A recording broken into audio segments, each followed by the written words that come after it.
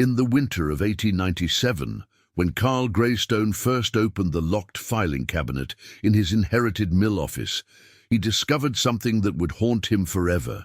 Detailed records of 23 immigrant workers who had simply vanished from company rolls, their names crossed out in red ink with a single word written beside each entry: processed. What Carl found buried in those forbidden files would reveal that the grain shipped from Greystone Mill to families across the Midwest contained more than wheat and corn. But before we uncover the horrifying truth that Carl Greystone discovered in those dusty mill records, make sure you're subscribed to Dark Heritage Files, because we bring you the most chilling mysteries from America's forgotten past. Hit that like button if you're ready for a story that will make you question everything you thought you knew about our industrial history. And tell us in the comments, what city and country are you listening from? We love hearing from our global audience of mystery seekers. Now let's step back to that cold Minnesota winter when everything changed.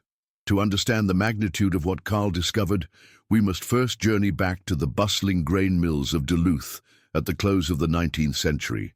According to the fragmented accounts passed down through local records and whispered family stories, the events that would soon unfold began with what seemed like a simple inheritance. Duluth, Minnesota, in 1897, stood as one of America's most crucial grain processing centers. Positioned strategically at the western tip of Lake Superior, the city had transformed from a modest lumber town into an industrial powerhouse, its massive grain elevators and flour mills processing wheat from across the Great Plains before shipping it east through the Great Lakes. The bitter winters that gripped the region for months each year created a unique isolation, where mill workers often lived in company housing and depended entirely on their employers for survival. Greystone Mill occupied a prime location along the Duluth harbor, its imposing brick structure rising 5 stories above the frozen shoreline. Built in 1885 by Heinrich Greystone, Carl's great-uncle, the mill had earned a reputation for producing some of the finest flour in the region. Heinrich had been known as a fair but firm employer, someone who understood that the harsh Minnesota winters required treating workers with enough decency to ensure they survived until spring. The mill employed nearly 200 men during peak harvest season, many of them recent immigrants from Germany, Norway, and Eastern Europe, who spoke limited English and were grateful for any steady work. Carl Greystone was 28 years old when he received the telegram informing him of his great-uncle's death and his unexpected inheritance. A bookkeeper by trade, Carl had worked for a modest accounting firm in Minneapolis and had met Heinrich only twice during family gatherings. The telegram arrived on a February morning in 1897, along with a letter from Heinrich's attorney explaining that the old man had died suddenly of a heart attack and had named Carl as his sole heir. The letter mentioned that Heinrich had specifically requested Carl take personal possession of the mill's office files before making any business decisions. The journey from Minneapolis to Duluth took Carl through a landscape of endless white, broken only by the dark silhouettes of pine forests and the occasional farmhouse sending smoke spiraling into the grey sky. As his train pulled into the Duluth station, Carl could see the massive grain elevators looming against Lake Superior's frozen expanse, their concrete towers standing like monuments to industrial progress. The Greystone Mill's distinctive red brick facade was visible even from the station platform, its smokestack releasing a steady stream of white vapor into the frigid air. On February 18, 1897, Carl first entered the mill that would change his understanding of human nature forever. The foreman, a stocky Norwegian named Olsen, met him at the main entrance and provided a tour of the facility. Everything appeared exactly as Carl had expected. Workers feeding grain into massive grinding stones, flour being sifted and bagged, and the constant rumble of machinery that had been the mill's heartbeat for over a decade. The workers, bundled in heavy coats against the cold that seeped through the building's walls, nodded respectfully when introduced to their new owner. It was Olsen who handed Karl the keys to Heinrich's private office on the fourth floor, a cramped space overlooking the mill floor through a large window. "Your uncle, he was very particular about his record-keeping," Olsen explained in heavily accented English. "He always said the files in that cabinet were not to be touched by anyone except family." The foreman's eyes seemed to hold a weight Karl couldn't interpret at the time. The office itself was spartanly furnished, a heavy oak desk, 2 wooden chairs, and a large filing cabinet secured with a brass lock. Heinrich's personal effects remained exactly as he had left them. A half-finished cup of coffee, now frozen solid, and a newspaper dated February 10th, the day before his death. Karl noticed that the newspaper was open to an article about labor unrest in the iron mines of northern Minnesota, with several passages marked in Heinrich's precise handwriting. When Karl inserted the key into the filing cabinet's lock, he noticed his hands were trembling, whether from the cold or some instinctive apprehension he couldn't say. The cabinet contained 4 drawers, each meticulously labeled. The top 3 held standard business records, contracts with grain suppliers, shipping manifests, and employee payroll information. But the bottom drawer, marked simply "Special Records" in Heinrich's handwriting, contained something that made Karl's blood run cold. The first file he opened contained employment records for workers who had supposedly left the mill voluntarily. But Heinrich's meticulous notes told a different story. Next to each departed worker's name was a detailed description of disciplinary issues, attempts to organize other workers, complaints about working conditions, or threats to contact authorities about safety violations. Most disturbing were Heinrich's personal observations, written in a cramped script. Jonas Möller became too vocal about wages, spoke with others about forming group, processed December 3rd. Stefan Kowalski threatened to write letter to authorities about grain contamination, processed November 15th. As Karl continued reading through the forbidden files, a pattern emerged that chilled him more than the Minnesota winter ever could. Heinrich had been systematically eliminating workers who posed any threat to his operations, and the word "processed" appeared with horrifying regularity. 23 names in total, each with detailed notes about their infractions and the date they were processed. The implications of that clinical term became clear when Karl discovered a separate folder labeled "Disposal Methods." The folder contained correspondence between Heinrich and other mill owners throughout Minnesota and Wisconsin. The letters, written in careful business language, discussed waste management and efficient processing of problematic materials. One letter from a mill owner in Minneapolis read, "Your suggestion regarding the integration of organic waste materials with standard grain processing has proven most effective. Our efficiency has improved considerably, and we've experienced no further labor difficulties." Karl's hands shook as he read Heinrich's detailed notes about the mill's grinding operation. His great-uncle had modified the grain processing system to accommodate what he euphemistically called special materials. The massive grinding stones that pulverized wheat and corn had been designed to handle much more than grain. Heinrich's notes described a process where problematic workers were brought to the mill during night shifts when only trusted employees were present. The bodies were then fed into the grinding system along with grain shipments, ensuring complete disposal while maintaining normal production schedules. The most disturbing discovery was Heinrich's correspondence with customers. The mill's flour was shipped to bakeries, general stores, and individual families throughout the Midwest. Heinrich had maintained detailed shipping records, noting which batches contained special additives and where they had been distributed. Karl realized with growing horror that thousands of people had unknowingly consumed flour mixed with human remains. A noise from the mill floor below interrupted Karl's reading. Through the office window, he watched workers loading bags of flour onto a wagon bound for the train station. The scene that had seemed normal and industrious just hours earlier now appeared sinister, Karl wondered how many of those workers knew the truth about their employment and whether his own life was now in danger simply by possessing this knowledge. Over the following days, Karl couldn't bring himself to leave Duluth or make any decisions about the mill's future. Instead, he found himself obsessively reading through Heinrich's records, trying to understand how his great-uncle had constructed such an elaborate system of murder and disposal. The files revealed a network of mill owners who shared information about troublesome employees and coordinated their elimination efforts. Karl discovered that Heinrich had maintained detailed profiles of every worker, noting their family connections, language skills, and potential for causing difficulties. Immigrants who spoke limited English and had no family in America were considered ideal employees, while those who showed leadership qualities or attempted to organize their fellow workers were marked for processing. Heinrich's system was designed to maintain a workforce of isolated, frightened individuals who would accept any working conditions rather than risk unemployment.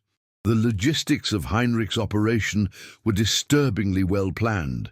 Night shifts were staffed only by a select group of workers who had proven their loyalty through years of service or family connections to Heinrich. These trusted employees received significantly higher wages and better housing, ensuring their silence and cooperation. Karl found payroll records showing that these workers earned nearly double the standard wage, with bonuses paid for special projects that coincided with the dates when workers were processed. Heinrich's correspondence revealed that the network of cooperating mill owners extended far beyond Minnesota. Letters from grain processors in Iowa, Nebraska, and the Dakotas described similar operations, with owners sharing techniques for waste management and worker control. The mills served as more than businesses. They were instruments of social control, eliminating anyone who might threaten the industrial order that had made their owners wealthy. Karl began to understand why Heinrich had chosen him as an heir. His great-uncle's final letter, sealed and placed at the bottom of the special files, explained his reasoning. Karl has demonstrated the intelligence and discretion necessary to continue our family's prosperity. The mill provides not only profit, but serves a crucial role in maintaining industrial stability. The methods I have developed ensure that our operations continue without interference from those who would disrupt the natural order of commerce. The weight of Heinrich's legacy became crushing as Karl realized he faced an impossible choice. Exposing the truth would destroy not only his inheritance, but potentially his life, as Heinrich's network of allies had no intention of allowing their operations to be revealed. Yet continuing his great-uncle's work would make him complicit in ongoing murders. Karl's dilemma deepened when Olsen approached him 3 days after his arrival. The foreman's usually friendly demeanor had turned cold and calculating. "Your uncle, he explained to me before he died that you would need guidance in understanding the mill's operations," Olsen said, closing the office door behind him. "There are certain aspects of our business that require special handling." When Karl feigned ignorance, Olsen's expression hardened. "We have 3 workers who have been causing difficulties lately. They've been talking about writing letters to authorities in St. Paul, complaining about working conditions. Your uncle would have handled this matter by now." The foreman placed a list on Heinrich's desk containing 3 names: Eric Lindqvist, Dmitry Volkov, and Patrick O'Malley. Next to each name was a notation about their problematic behavior. Karl's blood ran cold as he realized the mill's deadly operations hadn't ended with Heinrich's death. The network expected him to continue the killings, and his refusal to act would likely result in his own processing. That night, alone in Heinrich's house, Karl studied the files more carefully, looking for any weakness in the system that might allow him to escape or expose the truth. He discovered that Heinrich had been meticulous about documenting everything, including the identities of mill owners throughout the region who participated in the network. The files contained enough evidence to convict dozens of men of mass murder, but Karl realized that these same men had the resources and influence to ensure his disappearance if he threatened their operations. The tension escalated when Karl found Heinrich's personal journal, hidden behind a false back in the filing cabinet. The journal revealed his great-uncle's psychological justification for the murders. These immigrants come to America seeking opportunity, but they fail to understand that opportunity requires submission to those who create it. By eliminating the troublemakers, I preserve opportunities for the grateful and compliant. The mill's success benefits the entire community. On February 25th, Karl made his decision.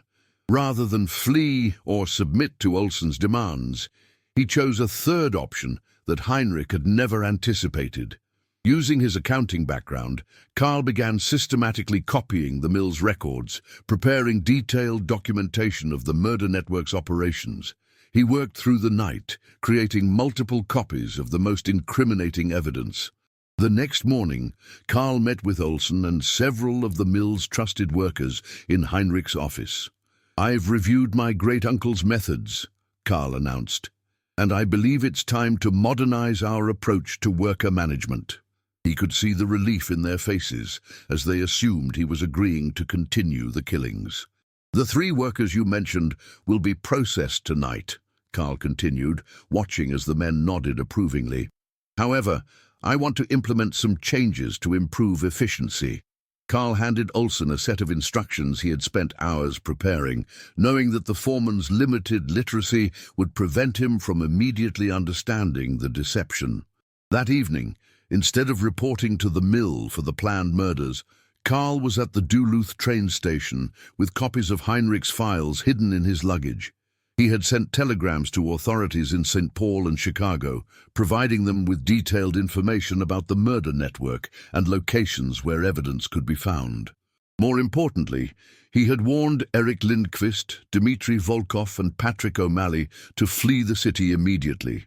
Karl's final act before leaving Duluth was to visit the local newspaper office, where he left a sealed envelope containing Heinrich's journal and a summary of the mill's operations. The envelope was addressed to be opened only if Karl failed to check in with the newspaper within 1 week, ensuring that the truth would emerge even if the network succeeded in silencing him. The investigation that followed Karl's revelations uncovered one of the most extensive industrial murder operations in American history. Authorities found human remains in grain silos throughout the Midwest, and over 40 mill owners were eventually prosecuted for their roles in the network. The scope of the conspiracy shocked even experienced investigators, who discovered that hundreds of immigrant workers had been murdered over nearly a decade. Karl's decision to expose the truth came at enormous personal cost. He lost his inheritance and spent months in protective custody while authorities built their cases against the mill owners. Several attempts were made on his life, and he was forced to relocate to California under an assumed name. The 3 workers he had saved testified at the trials, providing crucial evidence about the network's operations. The Greystone mill was demolished in 1898, after authorities determined that the grinding equipment was too contaminated to ever be safely used again. The site remained vacant for decades, with local residents reporting that the ground itself seemed cursed. Families throughout the Midwest who had unknowingly consumed the contaminated flour struggled with the psychological trauma of learning the truth about their food supply. Heinrich's files revealed that the network had been responsible for the deaths of at least 200 immigrant workers across 7 states. The victims were remembered not as the troublemakers Heinrich had labeled them, but as brave individuals who had died trying to improve working conditions for their fellow immigrants. Their sacrifice helped inspire the labor reform movements that would eventually transform American industrial practices. Just when we think we've seen it all, the horror in cases like Greystone Mill reminds us how industrial progress often concealed unimaginable cruelty. If this story is giving you the creeps, share this video with a friend who loves dark mysteries. Give it a like to support our content, and don't forget to subscribe to the channel so you don't miss more stories like this. Let's find out how this case changed industrial regulations forever. The legal proceedings continued for years, with some mill owners receiving death sentences, while others negotiated reduced charges in exchange for providing information about the network's operations. Carl's courage in exposing the conspiracy helped establish new federal regulations governing industrial working conditions and immigrant worker rights. The Greystone mill case demonstrated how easily industrial systems could be corrupted to serve murderous ends, and how the isolation of immigrant workers made them vulnerable to exploitation and violence. The case files, now preserved in the Minnesota Historical Society, serve as a chilling reminder of the human cost of unchecked industrial power. This mystery shows us how individual courage can triumph over systematic evil, even when the cost seems impossibly high. Carl Greystone's decision to sacrifice his inheritance and safety to save the lives of 3 workers and expose the truth about his great-uncle's crimes proves that moral courage can exist even in the darkest circumstances. What do you think about this story? Do you think Carl made the right choice, knowing it would cost him everything? Leave your comment below. If you enjoyed this story and want more historical mysteries like this, subscribe, activate the bell, and share with someone who loves uncovering the dark secrets of America's past. See you in the next video.